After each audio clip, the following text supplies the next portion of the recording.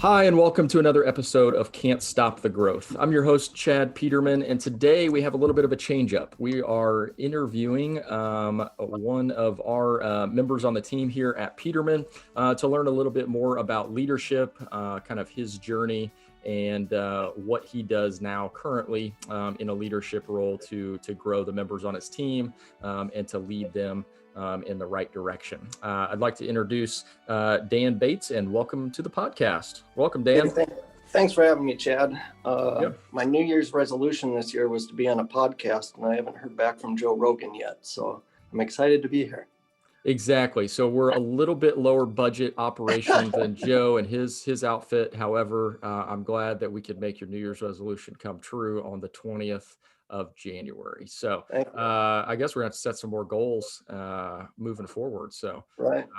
Well, you keep reaching out to Joe. Maybe we'll make something happen. I'll let you know. Perfect. All right. Well, hey, let's get started. Dan, why don't you give us a little bit of your background, kind of your story and how you got into the trades, and then what you're kind of doing now. Sure. So I got into the trades when I was 19. I started out in commercial industrial plumbing, did a lot of undergrounds, rough ends, finish, basically everything. Did that for about 6 years, ended up traveling for 1 year, went around the country, built a couple of different things. Then I took a hiatus from plumbing and the trades for a little while, and got back into it in, I believe, 2014. I started at a service company. That was the first time I had ever done service. And then about 3 years ago, right around now, is when we started talking. And shortly after, I believe in March, is when I joined Peterman as an installer. Awesome. What role do you currently occupy for the listeners out there? So right now, I am the plumbing field supervisor for the plumbing department in Peterman. Basically, I help out with the service guys. I help out with the installers, and basically everything in between. The day-to-day changes a lot. I mean, there isn't really a normal day for me, which is something that I like, to where it's always something different. I mean, it's all plumbing, but there's always something going on, which is enjoyable. Absolutely. So you mentioned kind of the day-to-day changes all the time. What other elements of the trade, I guess, got you into it and continue to keep you interested in what you're doing out there in the field? Sure. I am one that doesn't sit still very well. And the trades actually are a good fit. I mean, you're constantly moving around, you're using your hands. I like to understand how things work, take things apart, put them back together, fix problems. I like to do the investigative side, to where you walk into a home and it doesn't just slap you in the face, hey, here's our problem, that you actually have to do some investigating to find out the root cause of their issue, or is there an underlying something that is giving them an issue, to where it's worked out well for me. Growing up, I would have never have told you that I was going to be a plumber when I grew up, but it's actually turned out to be a really good fit for me. So it sounds like from what you're saying, there's a lot of, kind of looking outside the box, looking beyond the initial kind of problem that the customer may point out to you. As many know, here at Peterman, we have our own academy, the Top Tech Academy. Those students, we're recording this, as I said, January 20th. They'll graduate next Friday. which we're really excited about. What's some advice that you would give to a lot of these people? They've spent 4 months in the trade, so very, very little time. We've tried to do our best to train them up. What's some advice that you would give to those people just starting out, that would help, that you may have given to your younger self, that you had to maybe learn the hard way, or learn by messing something up and then fixing it later, or whatever that was? What advice would you give to those people just starting out? I would say be a sponge. Soak up as much as you can. Pay attention to the guys around you. Ask questions. Why are you doing it this way? I can guarantee there's a reason behind the way they are doing something, because they've tried other ways and it didn't work out. Maybe this way is better, a little bit faster. Um, don't come to work thinking that you know it all. I mean, I've been in plumbing for around 13 years now, and I will be the first to admit I don't know everything. Once you start to think that you know everything is when you're going to start to get tunnel vision and not be able to be adaptive to things that are changing in the plumbing industry. And it's going to end up biting you one day, because you're going to walk in, you're going to think, oh, I know this, no problem. I've seen this a million times. I'm good. I'm gonna fix it. And you're going to look over that one little thing that was trying to say, hey, I'm here too. And because you weren't open to what you could learn, you're going to end up making a mistake one day. I mean, we all do. It's plumbing. You're going to make a mistake. But learning from those mistakes is where you gain the most knowledge, for sure. Yeah, absolutely. I think that, here at Peterman, especially, we're always learning. And there's a lot of people that, are frightened by change, and improvement. But everybody knows that if you want a different result, you've got to change your current behavior, whatever that may be. So you kind of, you talked about, obviously you came to us in an install role. I still remember sitting at Bob Evans that Saturday morning. I believe it was pretty cold out. And I think my brother and I knew right then and there that we wanted you on our team. I don't know that we knew at that time, and maybe you didn't either, kind of the journey that you would take here. What attracted you? So now you're kind of in more of a leadership role, more of a support role than actually kind of on the front lines, doing the work. What was kind of that transition like for you, as far as kind of transitioning roles? How has that been for you, as you've made that transition? Now you've been in that role for what, about a year-ish, Yep. about? Well, to tell you the truth, when I applied for that position, um, I like a challenge. And it was more to see how well I could do in the interview rather than actually getting the position. Um, Turns out that it worked out well for me. I didn't expect it. I just thought, hey, why not give it a shot? The transition from being the installer, to being a supervisor, it opened my eyes. Some curtains were pulled back to where I could see the big picture inside of Peterman. I can see the different departments moving and why things happen, and how we get from here to there. But the best thing that I think that has come out of it is how close knit our guys are right now. We have a really good group of plumbers at Peterman. And I don't think it was anything special that I've done to get these guys closer, other than just being there for them. I always tell them that there isn't a scenario that I will put you in that I wouldn't put myself in, to where if you don't feel comfortable, if it's not safe, that is not something that we want you to do. Reach out. where I think I've gained their trust enough to where when we send you to a job, it's not, hey, have fun, good luck, you're on your own. They know that if they need help, if they need advice, if they need any of that, to reach out, to where my goal is to make sure that they don't feel alone out there.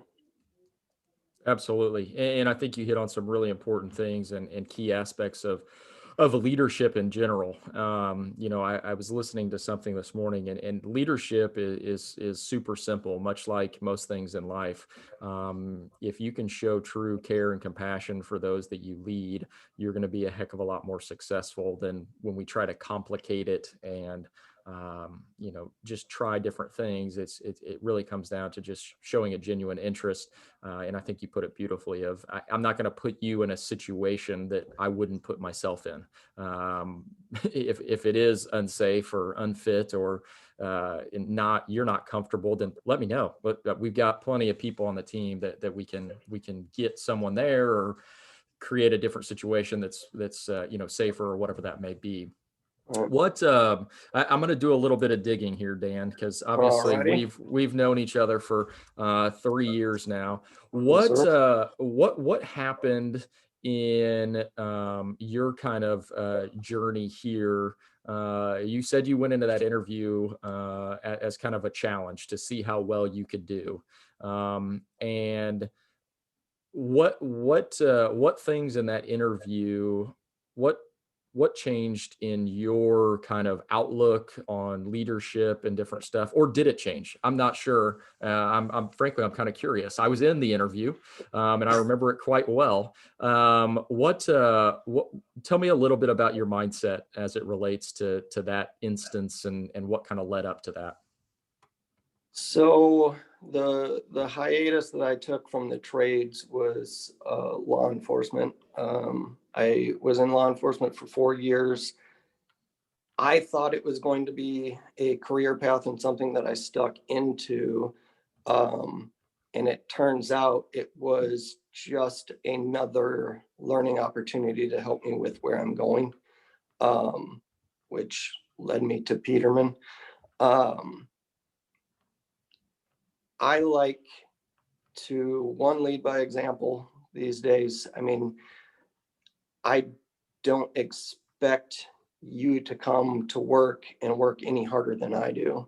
Um, I mean, I might be a supervisor, but I still have wrenches. I'll still come out and help you. Um, in that interview, I think I thought it was going to be a little bit easier. Um, I didn't see all the challenges at that time. Um, I didn't equate the fact that there's going to be personal things with my guys that are going to come up and going to affect their work, or affect their mindset, to where I've had plenty of conversations that stick between me and that person because it's personal, um, to where I wasn't really expecting that part of it. I mean, we're plumbers. We work for a plumbing company. We go out, we fix your plumbing, we go home, we do what we do. Um, but Peterman's different. Um, we focus on how can we help you with whatever it might be to make you where you want to be. Whether it be a personal problem, whether it be a work problem, um, the kid, I don't have kids, but the kids are giving you issue or whatnot. Um, that day in that interview, I didn't think that it would go as deep as it has. I thought it was more or less, yep, rile up the guys, let's get going, and we'll go do some plumbing. But it's been much deeper than that, which has been an exciting challenge. Yeah, absolutely. And I think that you point out again, some very important aspects of leadership. Leadership and management are two totally different things. in my mind, there's a time to manage. That's, hey, we're following the proper procedures. We're doing things correctly. Our truck inventory is right. We're logging into the software, all of those things. Yes, they have to be done. But true leadership comes in when we're, again, as we said earlier, taking the care and compassion for the people that we lead, in whatever it is that they have an issue with. Are we going to insert ourselves into their personal lives and try to? No, but I think the important thing is making sure that they know that we're there, and that they know that, yeah, hey man, I get it. Like, that could be the reason why you're coming in and you're a little bit down. That's okay. We're here to pick you up. Let's make the next 8 hours really enjoyable for you, so you can maybe take your mind off of it. Or maybe someone on the team has had a similar experience. If you feel comfortable sharing that, why don't you reach out to Johnny and see if, he has any advice or whatever that may be. I think that you may have some really good insight for the person who wants to transition from kind of that individual contributor role to a supervisor role. What would you say? You've mentioned a couple, but what would you say are those big things for someone right now who is kind of that individual contributor? They're a plumber, they're a HVAC tech, and they're like, you know what? I think I want to do this management thing. I want to do this leadership thing. What would you say the things that they need to really focus on right now are that would set them up for success, much like you saw when you first interviewed? I would say be the person that you want to lead.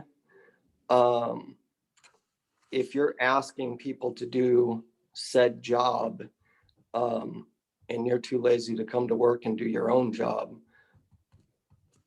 you're not going to get any results. Um, I would say, 2020 was an interesting year for everybody. But I learned a heck of a lot in 2020 on personal growth, um, to where I took the time to kind of evaluate what was going on in Dan's life and how that was affecting other portions of my life, to where it's hard to lead someone or lead a team when you have chaos in your own life. To where, I mean, I would just say that, it starts with you. Um, I will be the first to admit, when I started here, I was a different person. The person I was then was, I would be quick to get angry when things wouldn't go the right way, quick to blame people. Um, when you transition into this role, I can't go out every time something bad happens, a mistake happens, something that doesn't go perfect, and just ream me out and think that the next day you're going to want to come in and give me 100%. Um, you have to be able to step back, kind of remove yourself from that situation, um, and take it from a different angle as to, well, what can we learn from this situation? How can we make sure that this doesn't happen again? Um, and that's not going to happen if you're a know-it-all, a hothead. So really focusing on yourself, getting yourself where you want to be, I think sets you up to the leader that you want to be one day when you get into that role. Yeah, absolutely. I think that is very well said. And for those of you that know you, would definitely agree. And I would agree, knowing you, that one of the things that you did as a leader and in your current role to set you up for success was, there isn't anybody in this building that knew you before you were in this role, that, as you said, was thinking they were going to outwork you. You were the guy that was always here, always on time, always prepared, always knew what would needed to be done. Not to say that there was never a mistake made or judgment was off or whatever it may be. Everybody does that. But as you said, be the person that you want to lead. And one of our values here at Peterman is lead ourselves. And when we lead ourselves, as you stated, leading others becomes very easy because we can put up all of the smoke screens we want, but when it comes down to leading people, they're going to see us for who we truly are, and if that care is genuine, and if that leadership is genuine. um, what what do you do to grow those on your team? Obviously you've got some guys, not to go too deep in it, you've got some guys who have been doing this for quite a while. But then you've got guys on the other end of the spectrum that may be just getting into this, or are at a point when, maybe that notion of, hey, I know a little bit more than I really do, but I think I may. How do you kind of handle those different skill sets or different levels, different points in people's career? How do you kind of manage those? So I know my guys real well and their abilities. Um, I'm pretty fortunate to where I've got a really good group of knowledgeable people. Um, the one thing that I always tell my guys is, let me know if you need anything. I'm available. I will not put you on a job and say, hey, have fun. I'll see you at the end of the day. Figure it out. Um, I think another tool that I like to use is, I've noticed in some of my guys that they don't necessarily believe in themselves and their abilities, to where pointing that out to them. I've got one guy in particular that I told him, hey, I'm not going to put you on a job that you can't do. I know your abilities. And the reason that you're going to that job is because I know you can do a good job, do it in a timely fashion, and make the customer happy. Uh, Once that's acknowledged to them that somebody else sees they believe in me, they start to believe in themselves. And it's like, okay, yeah, I really can do this. It's plumbing. I mean, we're not doing surgery. Nobody's going to die. Um, it's plumbing. I think a lot of the times, um, it can be a little daunting when you go into some of these issues. It's a lot of work, a lot of sweat and blood, and some curse words at times, to where it can be tough. But if you don't believe in yourself and nobody else is telling you that they believe in you too, you're going to have a bad day. I mean, you're going to be really frustrated. You're going to be really anxious, worrying about things, rather than starting out the day with, hey, man, I know you can do this. You're going to go out there, you're going to bang it out. And if you run into anything, you call me and I'm going to go out there and help you. Um, that alone sets these guys up for a different mood on the day, to where, I mean, I've got guys coming back to me like, I went out and banged that thing out. I mean, it looked, they're sending me pictures. They're proud of what they're doing. They're proud of what they accomplished. Um, and it's really cool to see. It's really cool to see. Yeah, that's awesome. I really enjoy that. Of, I'm not going to put you on a job that you can't do. And I think sometimes as we get into leadership situations, we take for granted the self confidence of those that we lead. Where, hey, you're in this position, I know you're really good. That's why I like leading you. And then sometimes we make the mistake of, especially those that are doing really well, they may be doing really well despite themselves. And so we want to spend all the time with the people who are really struggling, and we forget those that are doing well, when they need just as much encouragement as the next guy. One of the things I want to kind of backtrack on, because I think that you may be able to provide some really good insight, is you mentioned early on, is that in the transition from kind of being that individual contributor to kind of that supervisor role, is that the curtain was pulled back, and things were more fully understood. What do you think we could do as a company, or really anybody out there could do, to facilitate that earlier rather than later? Like how could we pull back the curtain for those individual contributors right now before they become a supervisor that would maybe help that transition, or there again, just provide a clearer picture of what the heck's going on?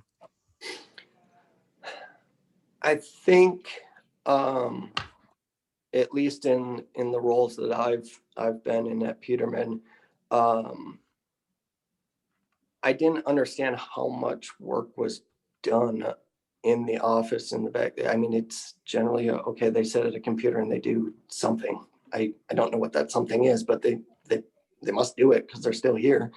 Um, to where I know when we hire new people in, they do spend time at the office now. They do meet people, to where building those relationships rather than me just handing you a piece of paper that says, call such and such. This is what her job is if you run into this issue. And when you call such and such, you know them by their voice, but that's about it. To where, I mean, it's been hard this past year with COVID and everything.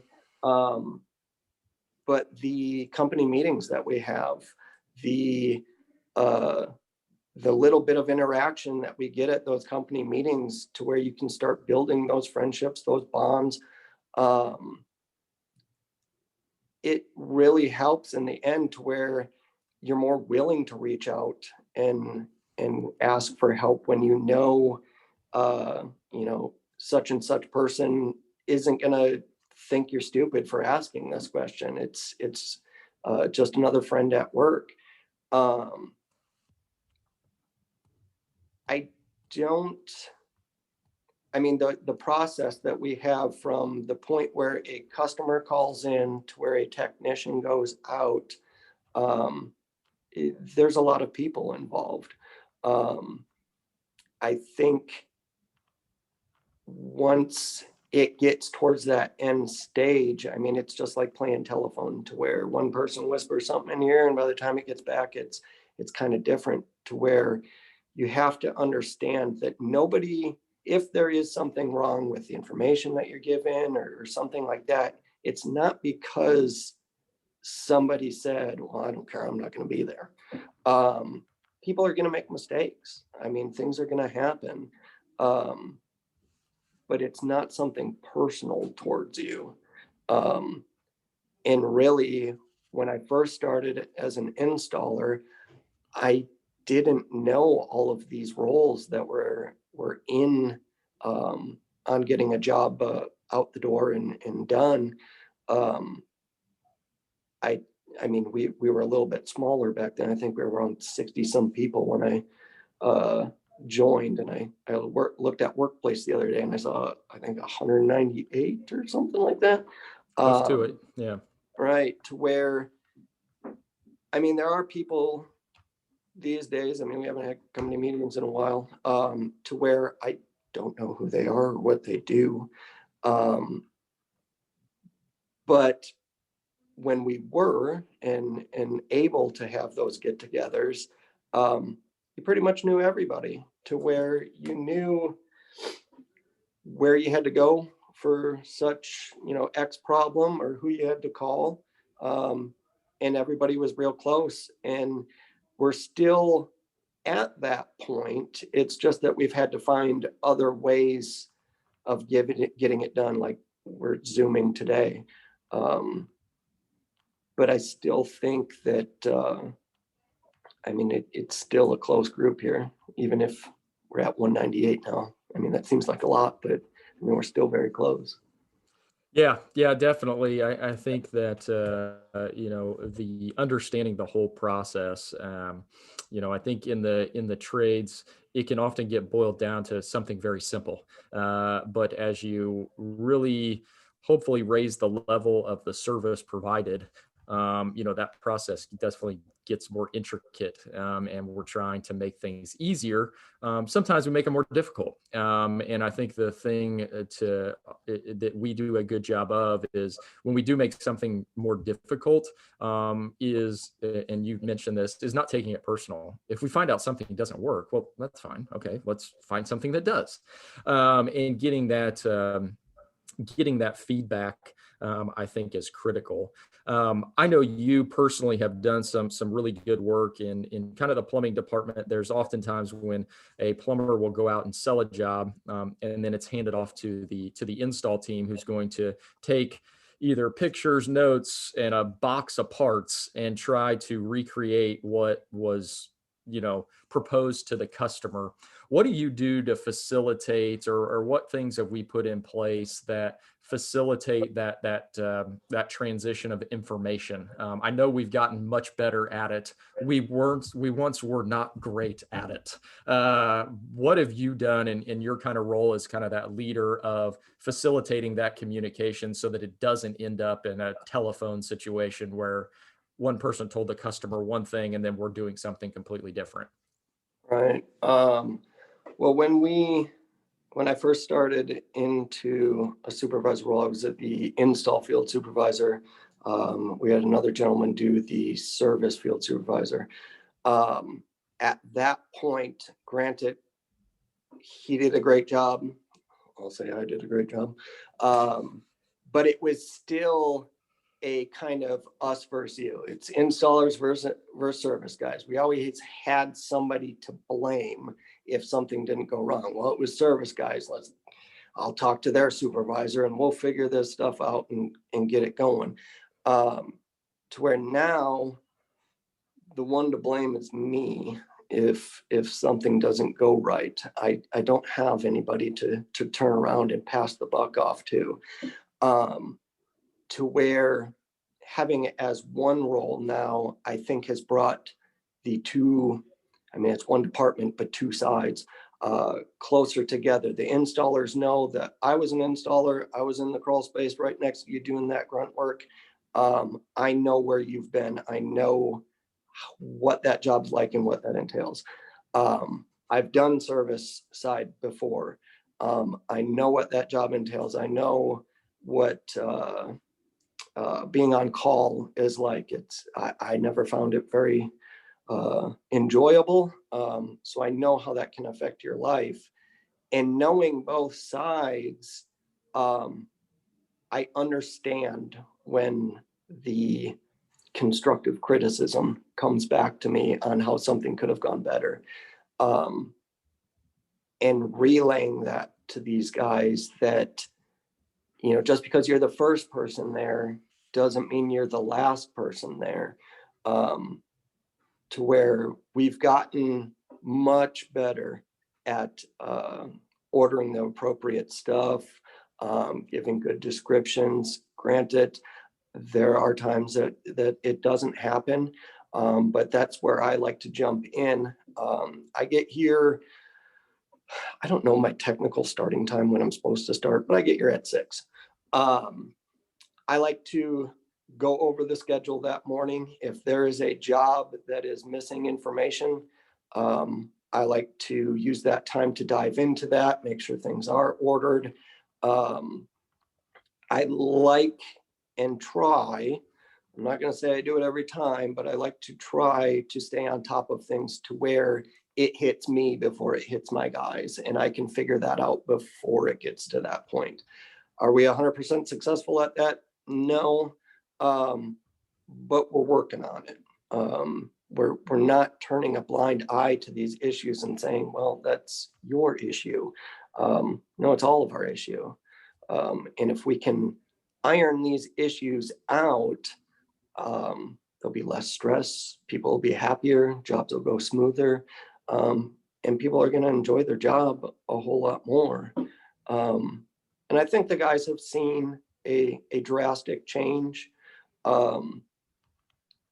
They're all doing a fantastic job. But I don't think anybody on the team would ever say, yeah, I'm perfect. We all admit that, yeah, I didn't take that picture. But I'm gonna call them to where, I'll let them know everything that's going on, and we'll go from there. To where I try and make some fail safes to where there isn't a day where we show up at a job and just go, I have no idea what we're doing. That is good. I will not say that that has been always the case, but we're getting better, and I think we're getting better because of a lot of the things that you've said today. Just there is a lot of leadership is running interference for your people, is making sure that you can take the burden of things that are going to get lost in communication, or things that are going to get the ball's going to get dropped, but for them to know that you have already surveyed the scene. Hey, we do have a mistake here, but here's the game plan of how we're going to navigate around it. And I think so often, again, the biggest pieces of leadership are care and compassion for your people, and then being on top, being organized, understanding the big picture, so that we can help each person on our team be at their best. We know that our plumbing team, and the guys that have years and years of experience, they're not good for us at a supply house. They're not good for us standing in the back trying to go through the software, trying to figure out what is going on this thing. They're good.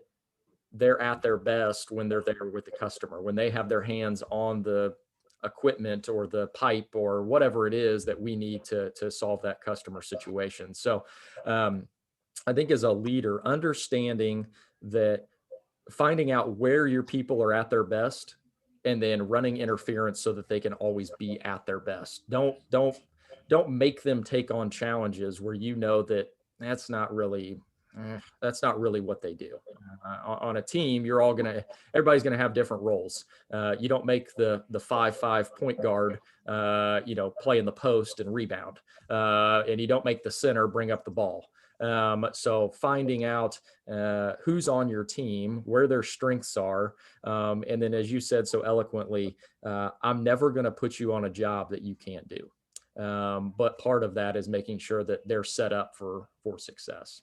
So, Dan, we're kind of running a little bit on time. I know you probably got a busy day, as is always, it seems, here. As we wrap up, is there anything that, as it relates to leadership and kind of your journey, what you've learned along the way, or something you've discovered here recently that's really helped out, that you'd like to share with the audience as we close out here? So a couple years back, I had a conversation with some plumbers that hadn't been in it as long as I had, and they questioned my work ethic. And what I told them is that I'm very competitive, and work is the area that you pretty much spend the majority of your life doing. And if I'm going to use the majority of my life doing something, I'm going to be the best one at it. You're not going to outwork me. You're not going to do something faster than me. I am going to start out the day being the best at what I do. I welcome challengers, because that'll only make me faster. That'll only make me stronger. Just if you have chosen to be a cashier at a store, a person in a warehouse filling trucks, a brain surgeon, a president of a plumbing company, put your heart into it. Go out there and show everybody that, hey, you've got some competition here, because I ain't gonna let you win. Just go out and destroy the day. Absolutely. Great advice for anybody out there. We all have control over our actions. So whatever it is that you set out to do, understand what level of action is required to be the best. That's awesome stuff. Dan, Thanks again for joining us on this episode of Can't Stop the Growth. Excited to share this out there, and then for future leaders like yourself who are doing great things out there to join us and share some of their experience. Thanks a lot, Dan. Appreciate it. Thank you, Chad.